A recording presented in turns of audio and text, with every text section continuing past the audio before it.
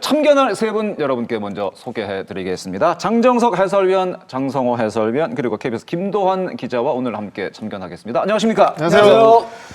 오늘 단일 리그 최초 1위 결정전을 끝으로 2021 KBO 리그 정규 시즌이 모두 마무리됐습니다. 오늘 야구의 참견은 여러 의미로 아주 역대급이었었던 정규 시즌을 돌아보고 내일부터 시작되는 포스트 시즌을 예상해보는 시간을 오늘 함께 갖도록 하겠습니다. 먼저 정규 시즌을 정리해 보도록 하겠습니다. 정규 시즌 베스트 5로 확인해 보도록 하겠습니다. 단일 리그 최초로 1위 결정전이 펼쳐졌습니다. KT 위즈가 창단 첫 정규 시즌 우승을 차지했습니다. 2021 KBO MVP 및 신인왕 투표가 오늘부터 시작됐습니다. 잠시 후 정규 시즌 후토크에서 MVP와 신인왕을 예상해 보도록 하겠습니다. 올여름 사상 초유의 리그 중단 사태가 있었습니다. 그리고 도쿄올림픽 야구대표팀은 메달 획득에 실패했습니다. 이에 대한 이야기도 잠시 후에 나눠보도록 하겠습니다. 하위권 롯데, 기아, 한화의 올 시즌을 정리하고 다음 시즌을 전망해 보도록 하겠습니다. 2021 시즌 많은 대기록이 탄생했습니다. 어떤 기록들이 나왔는지 되돌아보겠습니다. 자, 정말 대단한 명승부였습니다. 오늘 단일 리그 최초로 정규 시즌 1위 결정전이 펼쳐졌습니다. 중계방송을 마치고 대구에서 여기까지 5분 만에 달려왔습니다. 어떻게 이렇게 빨리 오셨어요? 대중교통이 상당히 잘 돼 있어요. 우리 대중교통이 역시. 오늘 정말 명승부였습니다. 정말, 대단한 경기였습니다. 예. 그러니까 정말 저도 중계를 하면서 왜 1위를 다퉜는지 알 수 있는 그런 경기였고 네. 정말 양 팀의 어떤 약점, 단점, 장점 이런 부분들을 여실히 보여주는 그런 경기가 아니었나 싶고요. 많은 장면이 있었지만 결국 이런 큰 경기에서는 역시 실수를 그렇죠. 그 실수를 어떻게 득점으로 연결하느냐의 싸움이었는데 KT는 그 실수를 한 1득점을 올리면서 1득점에 성공을 했고 반대로 삼성은 상대의 실수에서 득점을 올리지 못하면서 결국 경기를 좀 내주고 말았죠. 야, 마지막 1위 결정전에서 한 점 차 승부 1대0 승부가 나올 거라는 생각은 정말 하지도 못했는데 오늘 포인트, 승부의 포인트는 어디였었나요? 저는 사실 뭐 강백호 선수가 오늘 뭐 결승타를 때렸고 뭐 쿠에바스 선수가 뭐 7이닝 무실점 잘 던져줬는데 저는 박경수 선수의 이 9회 나온 수비라고 봐요. 마지막에. 그러니까 이게 단기전 그리고 이게 부담이 되는 경기에서 이 수비가 얼마나 중요한지를 이 박경수 선수의 이 수비 하나로 저는 보였다고 생각이 들고 박경수 선수가 올 시즌 내내 정말 부진했거든요. 타격에서. 그리고 오늘 경기를 앞두고도 타율이 1할 9푼대였습니다. 그런데도 불구하고 박경수 선수를 선발 라인업에 넣은 이유를 이 수비 하나로 저는 입증했다고 생각이 들어요. 결국에는 점수를 내는 것도 중요하지만 앞서고 있는 상황에서 이 점수를 어떻게 지키느냐가 굉장히 중요하잖아요. 이 수비 하나가 결국 9회 무사히 나왔거든요. 이 수비 하나가 오늘 이 KT를 정규 시즌 우승으로 이끄는 가장 큰 원동력이었다고 저는 생각합니다. 역시 단기전에서는 아까 정정석 위원도 얘기한 것처럼 점수 나오는 과정에서도 역시 수비 실수가 있었고 지금 막는 과정에서도 역시 좋은 수비가 나왔고 역시 수비의 집중력이 단기전에서는 중요하다는 것을 다시 한 번 느낄 수가 있었고 이게 흔히 타이브레이커라고 하기도 하고 이제 공식적인 얘기는 1위 결정전이라고 하는데 이게 19년도 그 당시 SK 두산전 막 혼전 양상에서 처음 생기기 시작한 거죠. 이게 재밌는데요? 네, 오늘 이 너무 경기가 재밌었어요. 어떻게 보면 한국 프로야구가 좀 가야 될 길에 대한 조그마한 해답을 줬지 않나 저는 그런 생각이 드는데요. 오늘 경기가 12,200장이 9분 만에 매진됐고요. 안표도 모처럼 나왔고 지금 안표가요? 그러니까 대구가 라팍이 얼마나 뜨거웠는지 오늘 경기가 보여주는데요. 후반기 때 인기가 조금 사그라졌다 뭐 이런 얘기도 나왔지만 저는 오늘 경기를 보면 또 어제 그제 경기 이 경기를 보면 한국 프로야구 아직 살아있다. 저는 이 경기 이런 걸 좀 느꼈고요. 지금 2019년 두산과 SK 이후에 이 제도가 생겼지만 이 제도는 유지를 하는 게 저는 좋을 것 같습니다. 아주 오늘 그 마지막 날까지 한 경기 사실은 엑스트라로 더한 거잖아요. 그 경기가 아주 짜릿했었고 어찌됐든 간에 KT 위즈가 정말 대단한 시즌을 위대한 시즌을 보냈다고 볼 수가 있겠습니다. KT 위즈가 정규 시즌 우승하기까지 사실은 평탄한 길만을 걸어온 것은 분명히 아니었습니다. 여러 가지 우여곡절도 많이 있었고 힘든 부분도 있었는데 여러분이 생각하시기에 결정적인 포인트, 경기, 어떤 경기가 아주 결정적인 순간이었을까요? 아무래도 뭐 오늘 경기라고 봐야겠죠. 그러니까 KT 위즈 같은 경우에는 사실 뭐 거의 9월 달부터 이제 1위를 탈환을 하면서 계속 줄곧 1위를 차지하다가 결국 박마이가 이제 맞지 않아가지고 시즌 막판에서 고전했어요. 그렇죠. 그래서 이제 삼성 라이온즈에게 선두를 내주면서 다시 이제 2위로 내려왔다가 그렇죠. 다시 이제 마지막 이제 1위 결정전까지 갔는데 오늘 경기가 가장 기억에 많이 남지 않을까? 네, 그런 생각을 합니다. 워낙 뭐 정말 어떻게 마지막 경기에 또 1대0 경기가 나와. 1대0 경기가 나오는. 야, 이게 참 대박인 게, 뭐, 치고받고 하다가 점수가 좀 낮다고 한다면, 뭐, 굉장히 재밌게 봤을 텐데, 이게 1대0이 주는 또 의미가 있잖아요. 네, 이게 1대0이라는 것은 그냥 단순하게 숫자의 의미가 아니라 정말 이 끝까지 이게 손을 딱 주먹 쥐고 봐야 되는 그런 경기를 사실 이게 KT 위즈 선수들이 또 만들어줬다는 이 부분에 대해서 정규리그 우승을 차지할 수 있는 저는 자격이 된다고 생각을 합니다. 오늘 경기를 보면서 그런 걸 좀 많이 느꼈습니다. 지지난주까지만 해도 사실 KT 위즈가 5연패하면서 그렇죠. 네. 1위 잘 지켜오다가 삼성한테 뺏기나 싶었는데 마지막에 다시 뒤집었네요. 네, 오늘 특히 조금 전에 우리 장 의원 얘기하신 거에 첨언하자면 네. 아까 이원석 선수 타석 때 저는 이강철 감독이 혹시 투수를 바꾸면 보통 그런 경우에 투수를 교체해서 위험에 빠진 경우도 그렇죠. 종종 있거든요.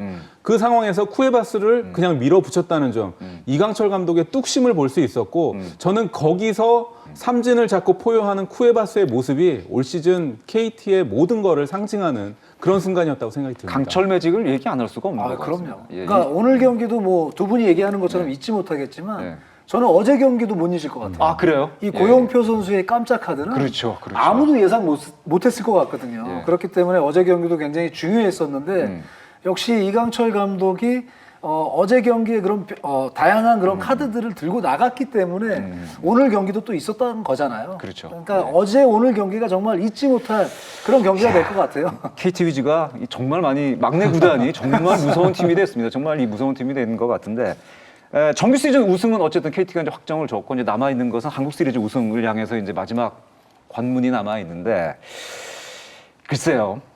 한국 시리즈 우승 가기 위해서 넘어야 할 산이 아직 만만치가 않습니다. 도전하는 팀, 삼성과 다시 어쨌든 붙을 가능성도 있는 거고. 그럼요. 네. 두산의 가을에 두산 무섭고 LG도 어떻게 될지 모른단 말이죠. 네. 아직 KT가 넘어야 할 산이 많은 것 같습니다. 예. 지금 시즌 마지막에 어떤 그 KT 위즈의 경기력을 보면 마운드는 똑같습니다. 시즌 내내 거의 비슷했거든요. 선발 5명도 굉장히 잘 돌아갔고 엄상백이 중간에 합류하면서 6선발 체제도 꾸린 적도 있었고 네. 결국에 마운드의 문제는 아닌 것 같아요. 특히 이제 오늘 이제 결정전을 이후로 한 2주 정도 이제 휴식을 이제 취하게 되니까 마운드는 사실 이 견고한 모습을 그대로 이제 한국 시리즈까지 이어질 가능성이 높다고 한다면 네. 결국 단기전에 들어가면 지금보다 그러니까 정규리그보다 점수가 더 나지 않을 가능성이 굉장히 높잖아요. 우리가 그렇죠. 늘 생각을 하듯이. 그런데 지금 KT 위즈가 중요한 순간일 때부터 박마이가 지금 안 맞기 시작을 했거든요. 그렇죠. 사실 오늘도 한 점 1대0으로 이제 정말 아슬아슬하게 이제 넉넉한 승리를 점수는 가져갔는데 아니었죠. 이 타격 그 부진에 대한 어떤 그 회복력을 이 남은 기간에 휴식을 취하면서 가져갈 수 있느냐. 사실 뭐 어떤 팀이 올라오는지는 저는 중요하지 않다고 봐요. 아, 그래요? 네. 어떤 팀이 올라오든 다 저는 힘든 거는 마찬가지인데 결국 이 침체기에 좀 빠져 있었던 타격을 어떻게 끌어올리느냐가 아마 이 남은 이 휴식 기간에 KT 위즈가 좀 해야 될 일이 좀 아닌가 생각이 듭니다. 그렇습니다. 두 분은 어떻게 생각하세요?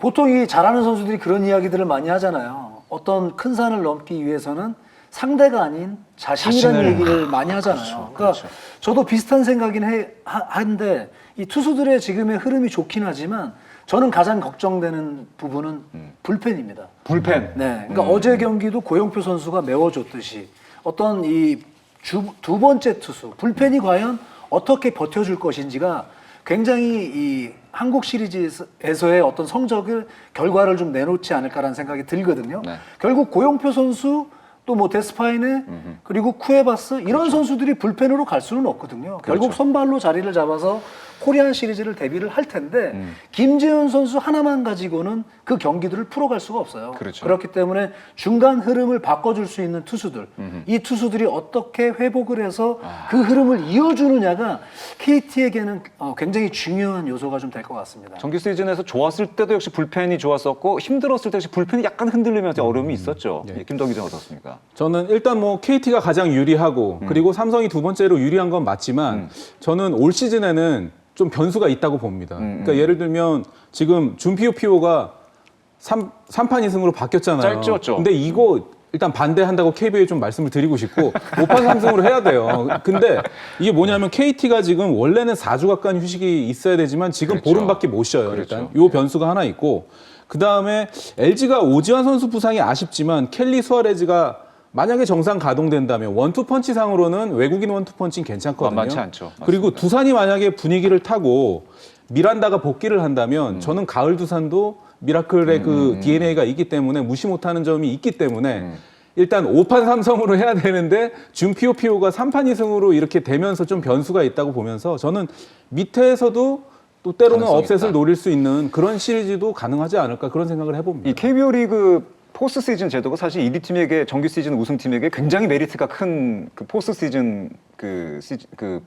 제도죠. 제도인데 네. 지금은 약간 그게 깨진 거죠, 사실은. 이 플레이오프랑 주 플레이오프 그 경기 수가 줄어들면서 아마 그러면서 KT가 그 부분도 좀 고민하지 않을까 생각이 되는데 어쨌든 이번 포스트 시즌 아주 흥미로울 것 같습니다. 자, 이렇게 해서 이번 시즌을 지금 베스트 5로 좀 정리를 해봤는데 첫 번째 얘기는 바로 KT 위즈의 정규 시즌 우승이었습니다. 자, 두 번째 얘기로 넘어가 보도록 하겠습니다. 베스트 5 두 번째 얘기는 MVP 그리고 신인왕 경쟁에 관한 얘기가 되겠습니다. 이게 마지막까지 아주 뜨겁게 얘기가 진행이 될 것 같습니다. 어떻게 생각하세요? MVP 신인왕 누가 될까요? 근데 장 의원님하고 저는 맞아요. 예, 다른 방송 예카에서 한번 얘기했죠? 한번 얘기를 예카에서 해가지고 그때 오승환 선수랑 최준용 선수 얘기했나요? 똑같았습니다. 장 아니, 그러니까 의원님하고. 정말 네. 이 대본을 가지고 네. 장성호 위원하고 이야기를 나눈 적이 없었는데 없어요. 그래요? 네, 똑같은 선수를 지명을 했어요. 그럼 지금도 그 생각은 변함이 없습니까? 그럼 예카에서 얘기했는데 여기 와서 바꾸면 예카는 예카고 모양반이잖아요. 여기는 네. 다르죠.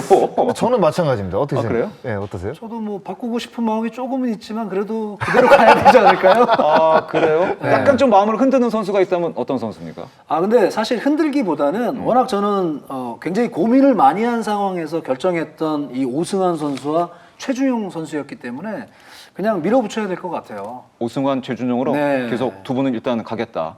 알겠습니다. 김도환 기자는 그러면 누구라고 생각하세요? 저는 이제 눈치 마세요. 고민을 하고 있었는데요. 오늘 투표 아니세요? 네, 이제 이따가 투표할 겁니다. 이따 투표할 투표하세요? 건데 네. 하셨나요? 저는 저 투표권이 없습니다. 이게 골든글러브 투표권이 죄송합니다. 있는데 MVP 죄송합니다. 신인왕은 기자당 가지고. 투표만 있죠? 네. 예. 저는 고민 끝에 삼성이 우승했으면은 사실은 더 고민을 좀 해서 오승환 선수도 좀 이렇게 좀 생각을 좀 안 한 건 아닌데요. 저는 당초부터 미란다 선수를 좀 찍어야겠다라고 마음을 굳히고 있었어요. 그러니까 신인왕은 최준용 선수고 저는 MVP는 미란다 선수인데 최동원이라는 이름 석자를 소환해서 그 탈삼진 대기록을 깨트렸다는 것 자체도 굉장히 큰 의미가 있고요. 네. 그리고 투타 전체 대체 선수 대비 승리 기여도에서도 미란다 선수가 저는 앞서 있기 때문에 저는 미란다로 결정을 했습니다. 그 MVP 후보의 여러 가지 뭐 이제 여건 중에 하나가 이제 많은 분들이 선택하는 건데 다관왕을 선택을 많이 하죠. 근데 미란다가 기존 그 3관왕까지 얘기가 되다가 지금 2관왕으로 일단 그렇죠. 시즌을 네. 마무리하게 됐는데 2관왕은 사실은 몇몇 선수가 있습니다. 지금 타격 부분에서도 그렇고 마운드에서 그렇고 2관왕은 몇몇 선수가 있는데 3관왕까지는 지금 없는 상황이란 말이에요. 그렇기 때문에 사실은 이게 2관왕이 몇몇 선수가 좀 겹치기 때문에 약간 좀 고민되는 부분이 있는 게 아닌가 생각이 되는데 일단 양의지 선수도 타격 부분에서는 2관왕이고 이정우 선수도 2관왕이란 말이에요. 네네. 타격 쪽에서 나올 가능성은 없다고 생각을 하세요? 어떤 거 같으세요? 아무래도 타격 쪽에서 나오게 되면 네. 저는 이정우 선수가 가능성이 높다고 봐요. 이정우 선수가 높다. 특히 이제 최근 이제 몇 년 동안 우리가 이제 기사라든가 어떤 그 많은 그 선수들의 성적을 접할 때 클래식 스탯에 대한 어떤 그 중요도도 우리가 접하게 되지만 최근에는 이제 세이버 매트리스에 대한 성적도 굉장히 많이 접하게 되잖아요. 그렇게 보면 이정우 선수가 타격 쪽에서 갖고 있는 세이버 매트리스 거의 대부분을 1위 아니면 2위, 3위 안에 들어가 있거든요. 그런데다가 지금 3할 6푼으로 타격왕을 또 차지했죠. 어제 사실 이정우 선수가 인터뷰에서 좀 아쉽다고 느껴지는 부분이 뭐냐. 사실 옆구리 부상 때문에 한 달 정도 이제 쉬었죠. 결장을 했거든요. 근데 그거는 분명히 MVP 투표에 있어서는 저는 마이너스가 된다고 봐요. 저는 그 부분. 그런데 다른 쪽으로 진짜 본다고 한다면 클래식 스탯과 세이버 매트릭스를 플러스해서 종합적으로 선수를 만약에 MVP를 투표를 한다고 한다면 저는 타자 쪽에서는 이정우 선수가 가장 유력한 후보라고 봐요. 어쨌든 MVP. 지금 거론되는 선수가 오승환 선수, 이정우 선수 그리고 신인왕 쪽에서는 최준용 선수가 지금 가장 많이 거론이 되고 있는데 지금 여러분이 MVP 신인왕을 뽑은 선수 가운데 이 선수의 이 장면 때문에 나는 이 선수를 선택했다 하는 뭐 베스트 장면 이런 게 있습니까? 어떠세요? 저는 사실 오승환 선수 제가 중계했던 경기거든요. 네. 그러니까 오승환 선수가 그 수많은 세이브를 이제 기록을 했는데 44개의 공을 던지면서 최고력 40세이브를 이제 기록했던 기아 타이거즈와의 경기. 사실 이 경기가 좀 기억에 남아요. 제가 끝나고도 이제 오승환 선수 하고 이제 그 인터뷰를 했던 이제 기억도 있는데 그만큼 이제 오승환 선수가 그날 경기 끝내고도 굉장히 힘들어하는 장면도 있었지만 약간 뿌듯해하는 장면도 있었고 그렇죠. 그리고 또 한미일 통산 세이브 지금 횟수를 계속 늘려가고 있으면서 최고력 40세이브 그리고 개인 네 번째 이제 40세이브를 만들었던 이 장면이 아마 오승환 선수를 올 시즌에 뭐 대표할 수 있는 저는 대표적인 경기라고 또 생각이 들고 최준용 선수 같은 경우에는 지금 이의리 선수하고 신인왕 경쟁을 지금 하고 있잖아요. 그렇죠. 그런데 기록적으로 보면 이의리 선수는 선발이고 최준용 선수는 필승조로 지금 나오기 때문에 아무래도 이의리 선수에게 포지션상으로 좀 밀린다는 생각이 들거든요. 그래서 개인적으로 그러니까 최준용 선수는 20홀드를 기록하느냐 못하느냐도 참 중요했었는데 그렇죠. 시즌 마지막 경기에서 또 20홀드를 기록을 했거든요. 1실점은 했지만 그래서 저는 최준용 선수의 이 시즌 마지막 경기 20홀드를 기록한 경기 오승환 선수는 44개를 던지면서 최고령 40세이브를 기록한 경기. 딱 이 두 경기를 이 두 선수의 올 시즌 대표 경기라고 저는 꼽을 수 있을 것 같습니다. 김도원 기자는 어떤 경기가 생각이 나세요? 저는 미란다 선수 10월 24일 날 LG 트윈스와의 더블헤더 1차전에서 최동원 선수의 탈삼진 대기록을 그 기록 넘어섰던 그 날인데요. 특히 기록을 세우고 나서 이 모자를 벗어서 이 덕아웃과 이 팬들한테 인사하는 그 장면이 굉장히 인상 깊었고요. 그 경기가 있기 한 일주일 전에 제가 미란다 선수를 인터뷰를 했는데요. 굉장히 마인드도 두산 팬들을 굉장히 존중한다는 그런 느낌도 많이 받았고요. 지금 나오고 있는 이 경기입니다. 그렇죠. 사실 이날 미란다 선수가 별로 좋지가 않았었거든요. 그런데 지금 224번째 하고 인사하는 그런 장면 굉장히 강렬한 인상을 받았습니다. 그렇습니다.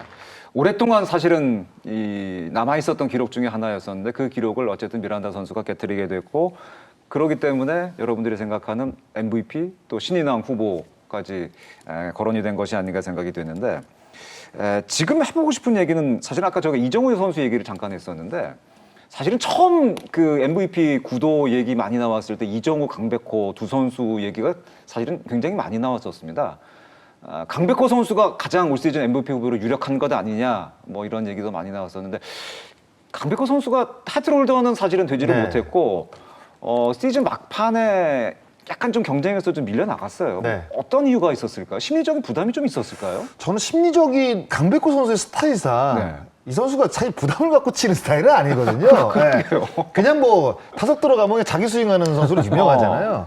그런데 이게 타격 스타일에 저는 문제인 것 같아요. 스타일의 문제가? 그러니까 강백호 선수는 약간 참는 것보다는 적극적으로 때리는 스타일이거든요. 그런데 이제 타율이 이제 점차 이제 달이 지날수록 조금씩 떨어지다 보니까 자꾸 그 부분을 이제 만회를 해야 된다는 생각이 조금 앞섰던 것 같고, 그러니까 이정우 선수 같은 경우에는 워낙 스타일 자체가 스윙을 또 많이 하는 스타일이 아니잖아요. 그러니까 본인도 인터뷰에서 밝혔듯이 그냥 타석에서 딱 스윙 한 번으로 끝내고 싶다라는 이야기를 했을 정도로 정말 신중하게 배트를 내는 스타일인데 결국 이 두 선수가 시즌 말미에 타율이 벌어지면서 이정우 선수가 타격 1위를 차지할 수 있었던 이유는 그냥 저는 두 선수의 어떤 그 타격 스타일의 문제인 것 같아요. 스타일의 문제였다. 스타일의 문제 때문에 이정우 선수가 조금 더 유리하게 시즌 마지막을 좀 이끌어가지 않았나? 그런 생각을 좀 해봐요. 시즌 막판에 이정우 선수의 타격감이 대단했었죠. 그럼요. 그러니까 저 같은 경우도 사실 강백호 선수는 그냥 올 시즌이 정말 좋은 경험이다라는 생각이 들어요. 그러니까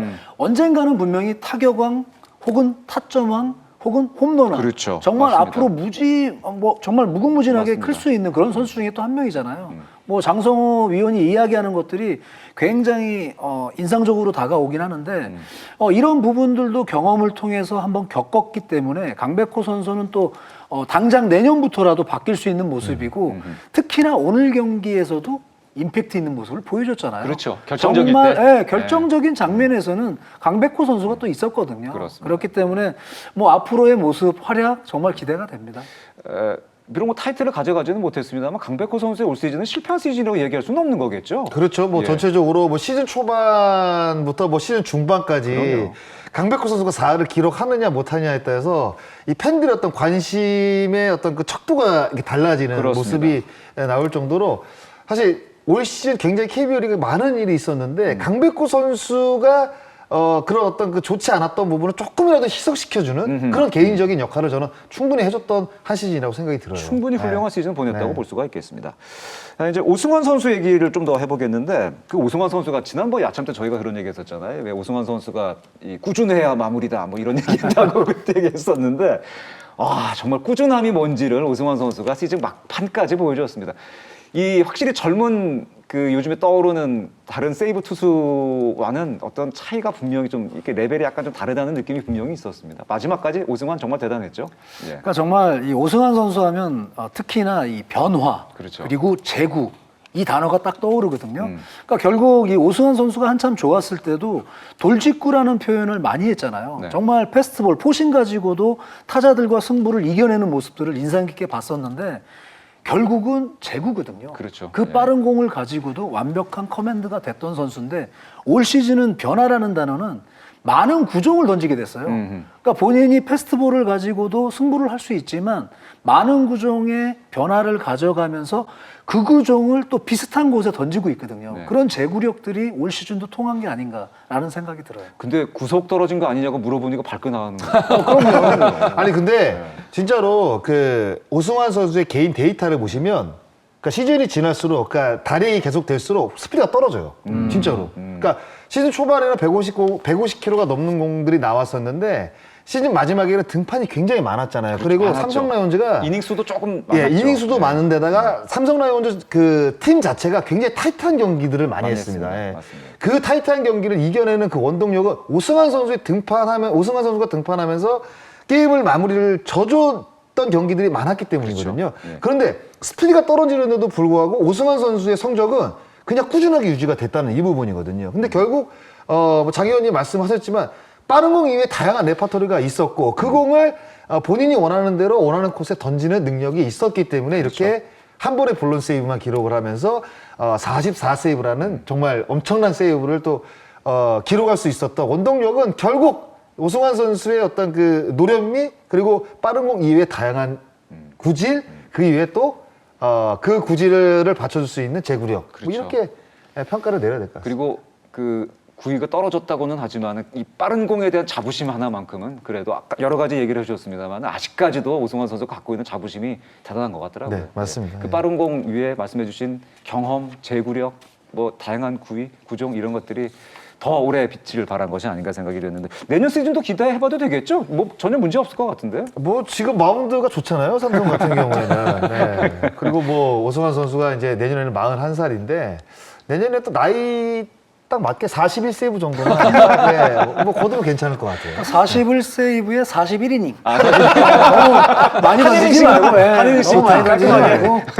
좋네요. 나이도 좀 있고 좀 인정도 좀 해줘야 되니까. 알겠습니다. 아니 그리고 우리가 얼마 전에 야참에서 왜 그 뭐 골든글러브 얘기하다가 수비상 한번 만들어 보면 어떻겠냐고 얘기했었잖아요. 네. 지금 한번 줘보면 어떨까? 올해 수비상 뭐 공식적인 그 상이 있는 건 아니지만 수비로서 올 시즌 이 선수는 인정해줘야 된다. 한 선수씩 꼽아보면 어떤 선수 있을까요? 저는 내외에 한 명씩 좀 생각을 해봤는데요. 그래요? 예, 네. 내야는 그 뭐 세이버가 전부는 아니지만 RNG 팩터 포함해서 모든 지수가 1위인 오지환 선수. 오지환 선수. 그리고 외야는 외야 보사랑이 있습니다.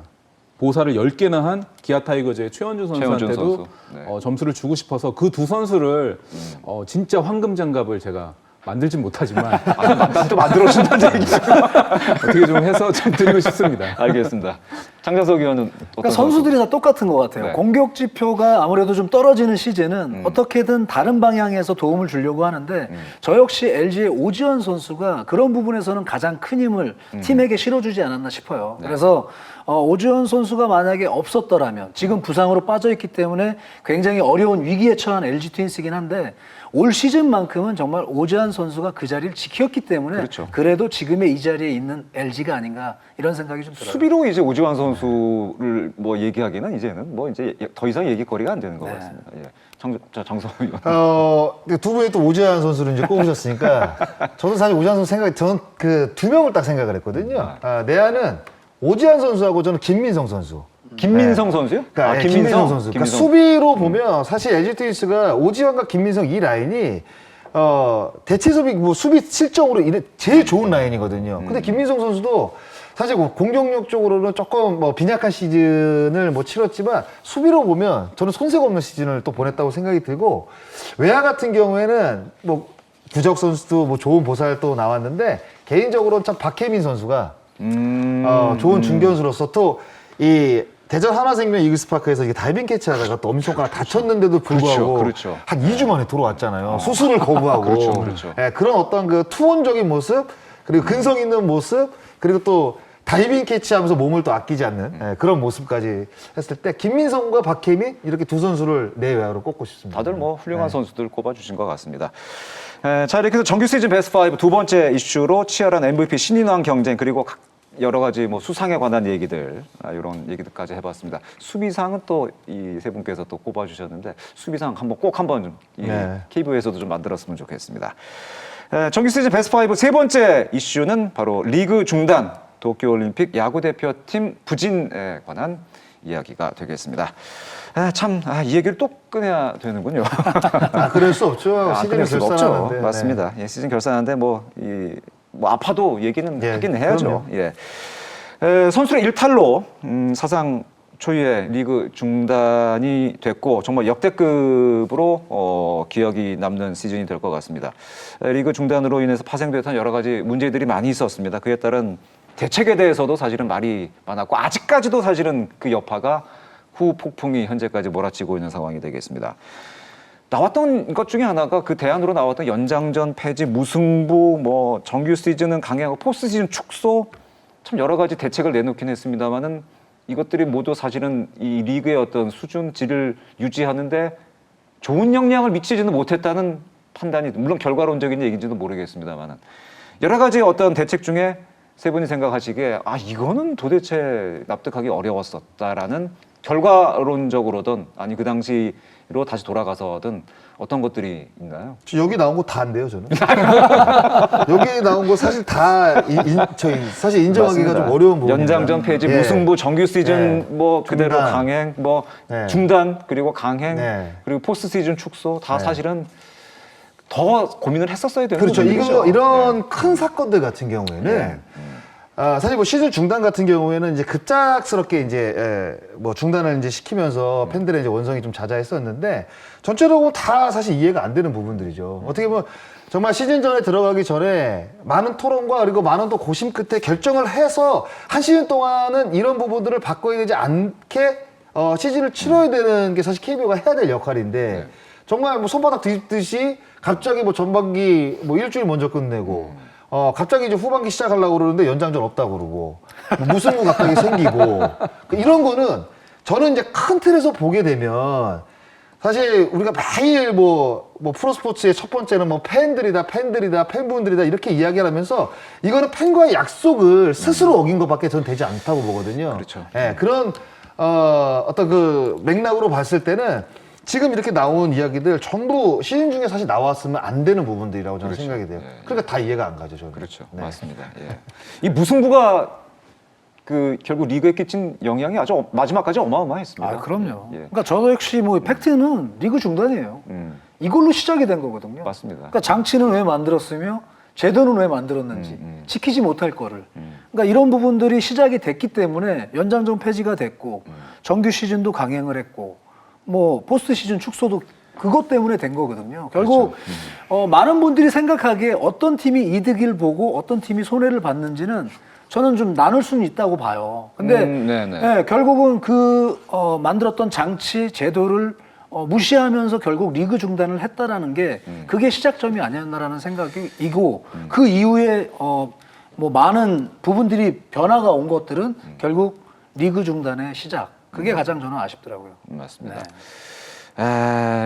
그러면서 사실은 어쨌든 정규 시즌 강행을 하게 되고 그러다 보니까 포스트 시즌 축소되고 무승부라는 아주 야구에서는 상상도 못할 이 결정이 나왔는데 LG SSG가 무려 14무를 기록을 했습니다. 네. 이 무승부가 물론 시즌 막판까지 순위 다툼이 굉장히 치열했었고 재밌기는 했었는데 그 마지막까지 좀 이 계산이 복잡했던 이유 중에 하나 사실 무승부가 지나치게 많이 나오면서 좀 순위가 굉장히 순위 싸움이 어려워졌던 것도 분명히 이유가 있는 것이 아닌가 그러니까 생각합니다. 이게 팬들이 시즌 전에 올해는 코로나19로 인해서 만약에 무승부가 있는 시즌을 치릅니다라고 시작을 했다고 한다면 네.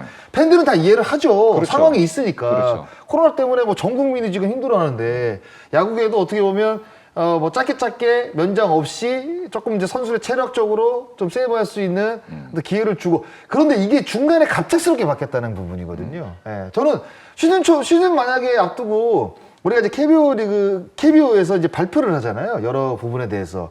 근데 충분히 이런 부분은 시즌 전에 얘기가 나왔다고 한다면 팬들이 과연 이걸 거부할 수 있을까요? 그렇죠. 저는 다 납득이 된다고 생각을 하는데 결국에는 네, 이 부분을 이제 시즌 중반에 바꿨다는 이 부분이 좀 이해가 이제 안 되는 이제 부분이 있죠. 그러니까 사실 올 시즌 일본이 그렇게 시작을 했어요. 맞아요. 네, 시작 전에 코로나로 인한 올 시즌 운영은 연장전이 없는 무승부 이런 경기 운영 방식으로 시작을 하겠다 하고 경기가 시즌이 오픈이 됐기 때문에 일본 역시 많은 무승부가 나왔죠. 네. 그렇죠. 그렇지만 많은 팬분들은 그 부분을 처음부터 그런 제도 장치를 만들어 놓고 약속을 이행을 했기 때문에 이해를 다 하고 있는 거고 이제 저희 같은 경우에는 갑작스러운 그런 리그 중단으로 인해서 바뀐 규정이 됐기 때문에 조금은 이해 못하는 부분들이 좀 나오는 거고요.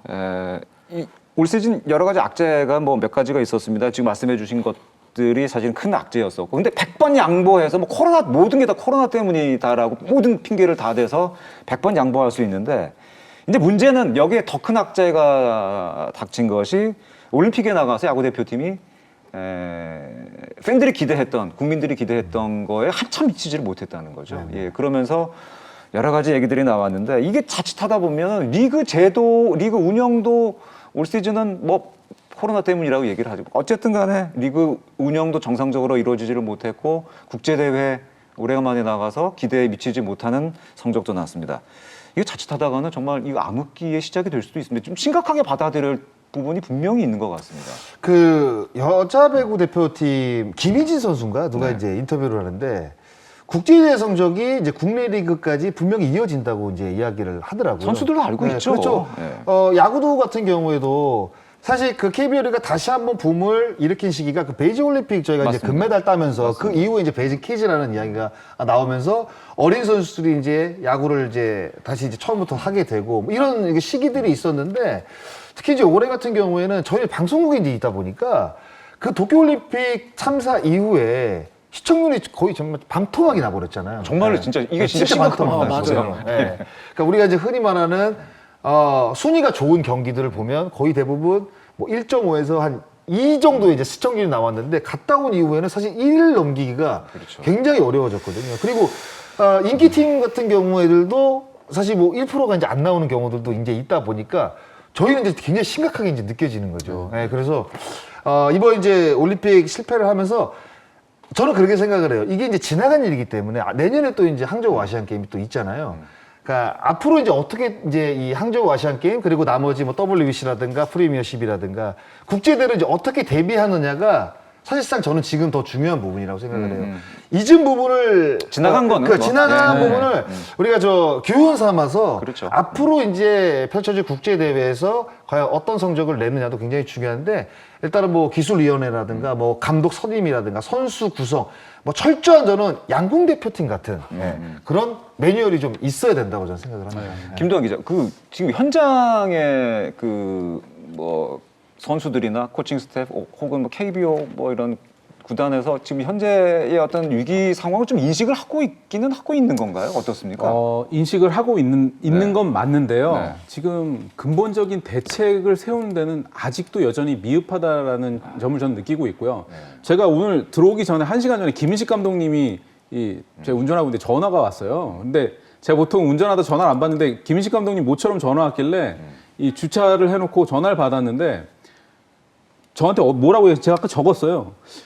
플레이오프가 5판 3승이 아니고 3판 2승이야? 이렇게 저한테 얘기를 하신다더니 내가 KBO 고문이야. 그런데 KBO 고문한테도 묻지도 않고 이걸 자기들끼리 바꾼 거야. 이렇게 저한테 전화로 하신 거예요. 그러니까 KBO가 물론 뭐 이제 김인식 감독님, 김웅용 감독님이 전지전능하다는 얘기가 아니지만 야구 원로의 의견조차도 이런 수렴하는 창구가 부족해요.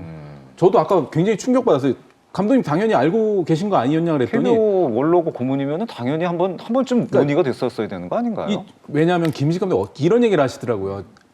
준풀은 모르겠는데 플레이오프는 그렇죠. 5판 3승을 해야 되는 이유가 있대요. 이거는 양 팀끼리 이 장을 가리기 위해서는 5판을 해야 된다는 건데 이거를 고문한테도 묻지도 않고 바꾸는 단체가 KBO입니다. 그래서 제가 KBO로 맨날 여기 나와서 좀 약간 그렇게 얘기하는 것 같은데 그리고 지금 또 기술위원회 선정 뭐 작업이 들어간 거로는 알고는 있는데 이것도 투명하게 뭘 이렇게 해서 하는 게 아니라 또 항상 밀실에서 이렇게 하는 그런 부분도 굉장히 아쉬운데요. 그때 저희가 이 야참에서도 세이버 관련해서 뭐 여러 가지 얘기도 하고 또 이 세계적인 흐름을 못 따라가는 데이터 분석에 대한 얘기도 했지만 그렇습니다. 이번에 하나 그래도 조금 괜찮았던 거는 기술위원을 강화하는 데 있어서 세이버 매트릭스 데이터 파트를 굉장히 강화하겠다. 이 부분 지금 하나 남아 있는데 향후 한 달이 굉장히 중요하거든요. 이 부분은 한번 KBO가 진짜 이제는 고문님들한테도 좀 물어보고 야구 팬들한테도 좀 의견을 받아서 이 공감대를 형성해서 해야 될 것 같습니다. 어쨌든 야구가 이 국민 스포츠잖아요. 모든 국민들이 관심을 갖고 있는 스포츠인데 올림픽 이후로 또 뭐 운영 중단되고 뭐 이렇게 하면서 약간 관심이 약간 멀어진 건 사실입니다.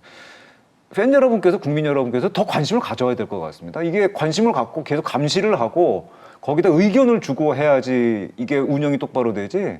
이거 맡겨놔서는 그냥 되지가 않는 것 같습니다. 계속 좀 관심을 갖고. 근데 오늘 경기 정말 재밌지 않았어요? 그럼요. 그러니까 오늘 경기를 보면 약간 저는 한국 야구가 그래도 살아있다는 걸 느꼈거든요. 그래도 좀 긍정적인 부분은 마지막까지 좀 생각을 하고 더 나아지리라는 또 내년에 또 항저우 아시안 게임도 있기 때문에 더 좋은 결과 있으리라는 생각을 갖고 KBO 얘기할 때 항상 나아지겠죠 하는데 그런가요? 나아지겠죠 한 100번 얘기한 것 같은데 지금도 나아진 게 있어요 지금. 아니, 야구 인기가 얼마나 떨어졌냐면 아까 지인이 전화가 왔는데 야 호잉이 한화가 아니고 KT 언제 갔냐 저한테 그렇게 전화가 온 거예요. 그분도 올림픽 끝나고 알겠습니다. 야구를 안 본 거예요.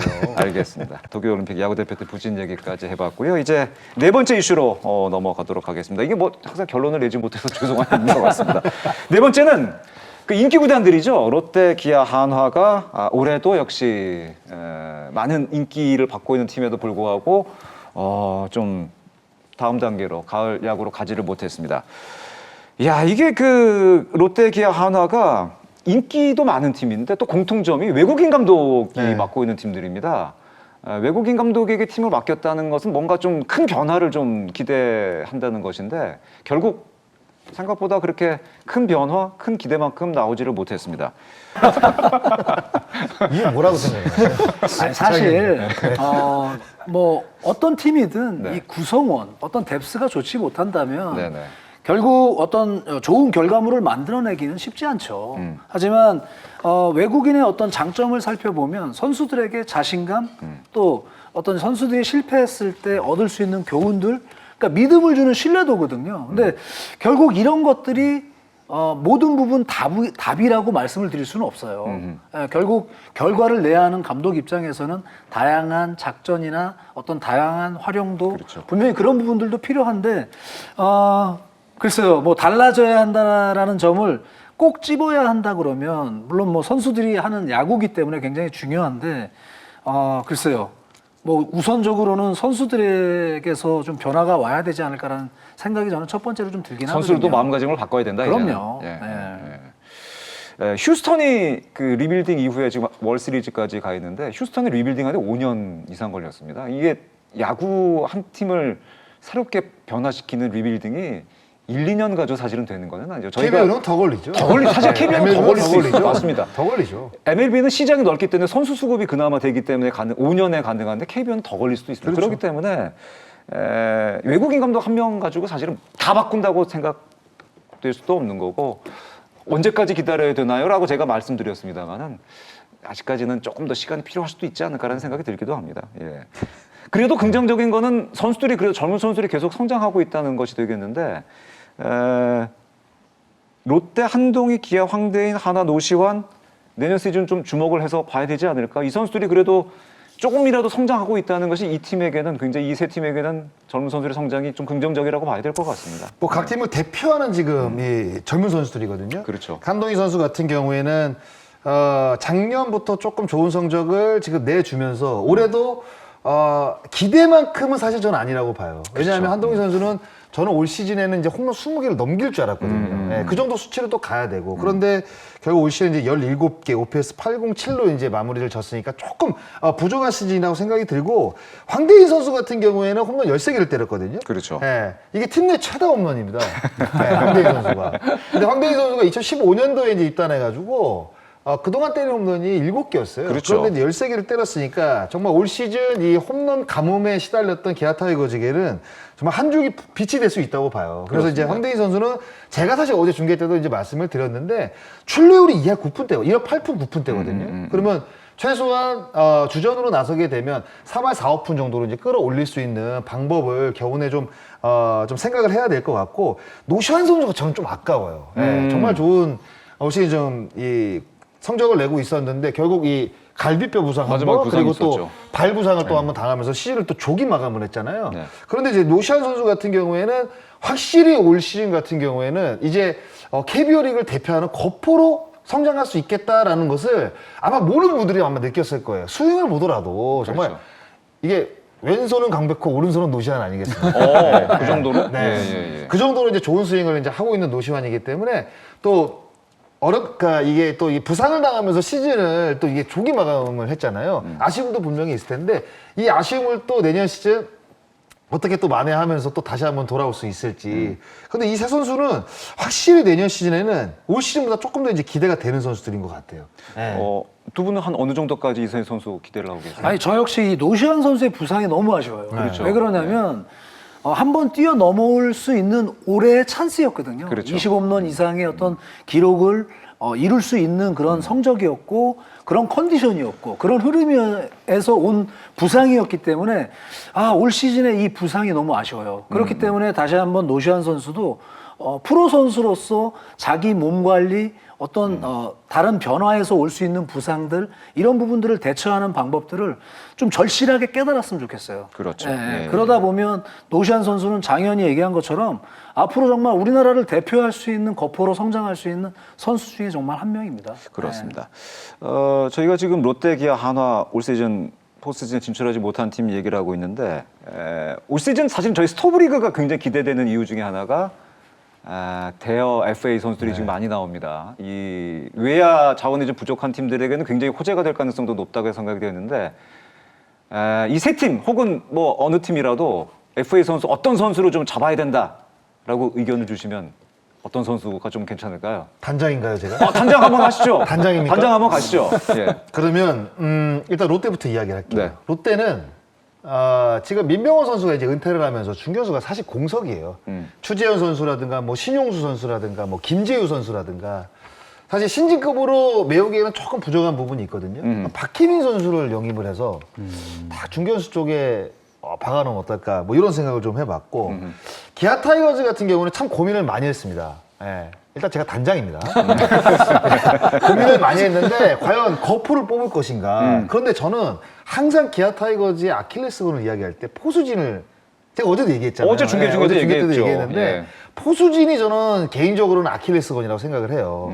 그래서 특히 올해 이제 시장에 최지훈이라든가 뭐 장성우라든가 그렇죠. 이제 강민호 세 명의 이제 FA 포수가 나오거든요.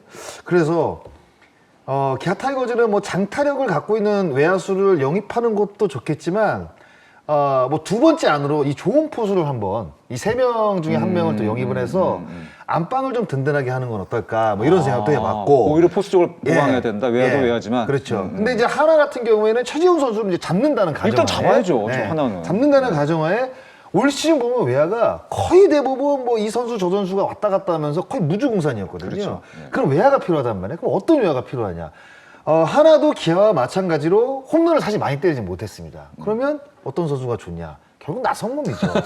FA 최대의 나성범을 영입을 하게 되면 이 홈런 갈증에서 조금 벗어날 수 있지 않을까. 이동욱 이런 감독이 생각을 나성범은 해봐요. NC 선수라고 못으로 바꿨는데요. 근데 나성범 선수는 지금 아마 외야를 생각하고 있는 팀들에게 모든 저는 1순위 타켓이라고 봐요. 예. 네. 예. 두 분은 어느 선수 한번 아니 근데 선택을 저도 해보겠습니다. 마찬가지. 제가 지금 단장이잖아요. 저 같은 경우에는 제가 롯데 기아라면 아웃 코너, 그러니까 외야수에 장타력 있는 그리고 홈런 이런 득점권에서 강할 수 있는 타자들의 영입을 좀 고민을 할 것 같고요. 제가 한화 단장이면 저는 영입은 안 합니다. 아 진짜로요? 네, 그러니까 이 카드를 와 진짜요? 네, 이 카드를 가지고 과연 지금의 어떤 분위기, 흐름, 그러니까 육성에 관련해서 지금 올 1년을 달려왔잖아요. 네. 과연 이 FA 카드 거액을 들여서 팀 성적을 끌어올릴 수 있을까 하면 저는 물음표라고 보거든요. 그래요. 차라리 물론 어려움을 겪고는 있지만 조금 더 보겠다. 네, 저 같은 경우에는 제가 단장이니까요. 전 1년을 다시 한번 젊은 선수들에게 기회를 줘서 다시 한번 지금 사실 올 시즌 내야는 거의 국가대표 라인업을 그렇죠. 구축을 하는데 성공을 했거든요. 짜여졌죠. 그렇다면 이 내야수들이 확고해진다면 그때 한번 FA를 과감하게 올 시즌 아껴뒀던 총알을 한 2군데 정도로 이렇게 좀 뿌려보겠습니다. 제가 한 가지 말씀드리면 정민철 단장의 임기가 내년까지입니다. 3년 계약이 나는 지금 장정석 단장이다. 새로 3년 계약을 이제 체결하시고. 그렇죠. 예, 알겠습니다. 이렇게 해서 이번 정규 시즌 그 여러 가지 이슈들을 정리를 해서 함께 얘기를 나눠봤습니다. 참 한 시즌 여러 가지 얘기들이 참 많이 있었던 것 같습니다.